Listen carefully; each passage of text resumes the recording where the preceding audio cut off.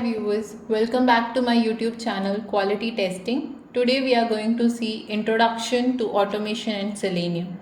Hereafter in this playlist you will find the videos related to Selenium explaining from the basic to the in-depth concepts of Selenium. So in this video we'll see what is automation testing and then what is the use of automation testing, why do we need automation, and yeah, in automation there are, to perform the automation testing there are lots of tools.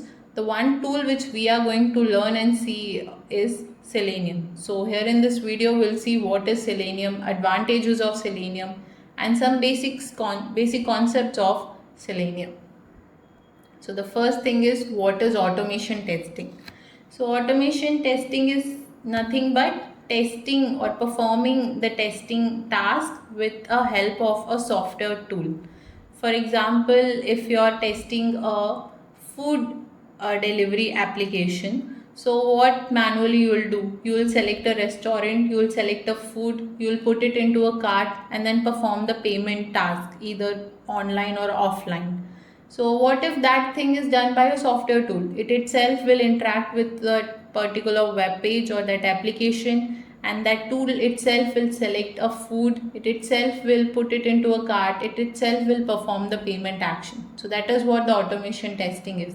So basically automation testing is using a software tool to run your test to check whether your functions or your applications are working correctly or not. Okay, so it's like a robot doing the repetitive testing work, so which can save and avoid the human errors. So this automation testing is used a lot in this software development. So testing is also a part of a software development. Okay, so that's why it is said that it's used a lot in a software development. So now, what is the use of automation testing? So why a tool is prepared or made to perform the automation testing when these tasks can be done manually? So the reasons are, it's very effective and efficient. Efficient in the sense it allows for executing the repetitive task without the help of a manual tester. Okay, so all the repetitive tasks can be performed by this automation tool itself, so it will reduce the time and effort of a person which is required to test, right? And yes, it is accurate. So this is automation tool, so it gives more accurately it finds the error and bugs in your application comparative to the manual testing, and it reduces the human errors too. So that's why it's very accurate. Next is coverage. So automation testing ensures that more tests are covered compared to the manual testing. So it allows you to be done frequently.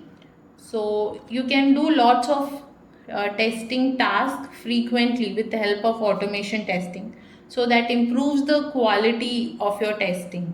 And next is a speed. So yes, it is done automatically. So in that way, the speed of this testing is more.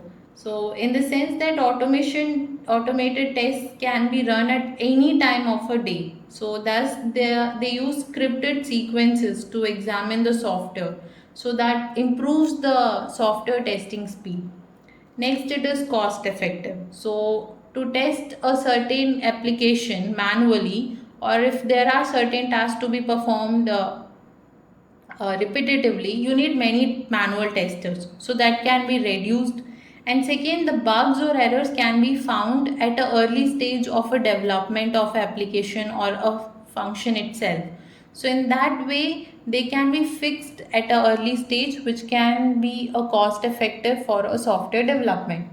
Next, reusability. So once a script is written for your automation testing, you can use that same script to test the functions or the functionalities of that same application or different applications also, which will have the same functions. So the scripts can be reused. So it has that usefulness of a reusability. So that's why we use automation testing, or we prefer automation testing. So then, what are the tests we do automate? Okay, so what are the test cases which are automated? So repetitive tests. Okay, so when there are a task which has to be performed repetitively, yes, there will be. In certain builds, a task has to be run frequently or repetitively. So for that, we go for automation testing. And then a data-driven test. So data-driven test is nothing like if you are putting a data to perform the test, that is putting a right password and a right valid password and a valid username, or an invalid password, invalid username, or valid username, invalid password. So these are the data related tests which we perform. For that also we do automation testing. Okay, and then so there are they require large amount of data too, so that's why they are time consuming and error happening is also possible there. So for that we automate. Regression test. So regression testing is a type of a testing. For example, if you are having a module with you, either it is a login page module in your internet banking application. So when you are testing your login page module, you have tested it and you found that there is an error in a password section. So now it is went back to a developer. He fixes it and it comes again to a tester. So now the password section is fixed. But what you retest it and you found that yes, your password section is fixed. But does that fixing affected your username section also, or the other functionalities of that module? You have to ensure that. So you will test all the functionalities of that particular module. And if 2 to 3 modules are combined, so now you will test the other modules too, because one module went through a fix, a error has been fixed, so that might have affected the other modules functionalities too. So you will retest them too. So that is what a regression testing is. And to perform that, we go for automation testing. Why? Because already a script is written for testing these functionalities. So once a bug is fixed, you can use the same script to test those functionalities again, right? So that's why we go for automation testing. Then next is a smoke test. So smoke testing is also a type of a testing which is performed at an early stage of testing. You only test the main functionalities, and if they are found to be not performing right, you don't test other functionalities, because basic functionalities themselves are not working right. So what's the use of testing other functionalities? So for that basic functionality test also we use automation testing. Then the performance test. So performance testing is like checking your system's performance in a under a particular workload, or in a different OS or in different browsers. So for that also we use automation. And functional test, that's the main thing. We test lots of functions, and to test or to validate our software system, we use automation testing. So automation testing reduces your time. It gives an error-free test, and many test cases can be executed at a time. Multiple test case can be executed. So it is very efficient and effective. So that's why we prefer automation testing. Now, there are lots of automation tools. One of the important tool in it is a Selenium. So what is Selenium? So Selenium is nothing but a open source suite of tools. So yes, Selenium is open source. Anybody can learn Selenium and test your application or features free of cost. So Selenium consists of a libraries. Libraries are nothing but a complete package consisting of predefined classes, consisting of predefined methods to perform. So Selenium consists of a libraries, and those libraries with help of those functions or methods inside that library, we can automate the testing of a website and a web applications. Okay, so what Selenium does is it tests directly on the target browser. So it interact with your web page or your web application and perform the task which users supposed to perform.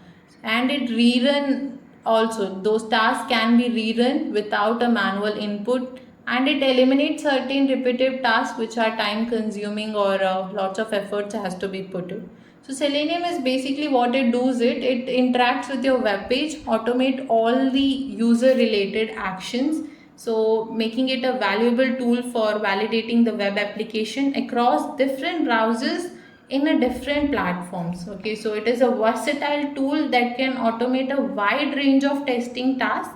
So it is very popular, and Selenium is a very powerful tool we use for automating a browser. Okay, so that is what a Selenium is. So now what is the use of Selenium? So Selenium is, it allows you to test to be executed quickly and accurately. It reduces the human mistakes and error. So next, this is the most important point, that is the Selenium support different browsers, either it is your Firefox, Chrome or Internet Explorer, because a web application or any software is not only run in a one browser. Many people use different browsers, so you can test that whether they are performing or are application is working properly in other browsers or not. So that's the use of Selenium. And yes, in Selenium, test scripts can be written in a several programming languages, that is either Java, Python or C#. So with code is written in many programming languages, there is no problem. You can test it in a Selenium itself. And then, so Selenium can be used to automate your functional tests. So it can be integrated with other automation tools such as Maven, Jenkins or Docker, and many frameworks like TestNG, JUnit and Cucumber also. So JUnit we use to perform the unit testing. So you can integrate it with your Selenium and test it, your website or your application in a one platform itself. So these are the uses of Selenium. Okay. So now the basic of Selenium, that is certain components of Selenium are there. So as we know, it is a very powerful tool for controlling a web browser through programs. So but it has a four major components, that is Selenium IDE, Selenium RC, Selenium WebDriver and Selenium Grid. So we'll see what they are. So Selenium IDE, that is the integrated development environment. It has the complete environment for a Selenium test. Okay, it allows you to record, edit and debug the functional test. It was previously known as a Selenium recorder. Then the Selenium RC, that is the Selenium remote control we call. So it is a server and written in Java. So it accepts the commands for the browser via HTTP. So RC makes it possible to write your automated test for a web application in any programming language. Okay. Selenium WebDriver is the successor of Selenium RC. So it is built it up after Selenium RC. So it is an improved version of RC. So it accepts commands and sends them to a browser. So this is implemented through a browser specific browser driver, which sends commands to a browser and it retrieves the results. Okay, so while writing a script in a Selenium WebDriver, you have to specify which web browser you are using it. So so that's why it is said that this is implemented through a browser specific browser driver. So there are different browser driver for a different browsers in a Selenium WebDriver. Next is the fourth one, that is Selenium Grid. So it allows you to run your tests on different machines, again different browser. It is a part of a Selenium suite that specializes in running multiple tests across different browsers or operating systems and machines. So each of these components has its own role in aiding the automation of web-based applications. So basically what it is that Selenium IDE, it is like a tape recorder for your browser. So you can record your actions on a website and play them back later. Okay, so Selenium RC, it is a tool that your computer can talk with your web browser. So you can tell the browser like what to do and it will do it. Okay, so Selenium WebDriver, it is improved version of Selenium RC. So it talks with your browser same way but more directly and more fastly and more reliably. Okay, then Selenium Grid, so it is again a tool that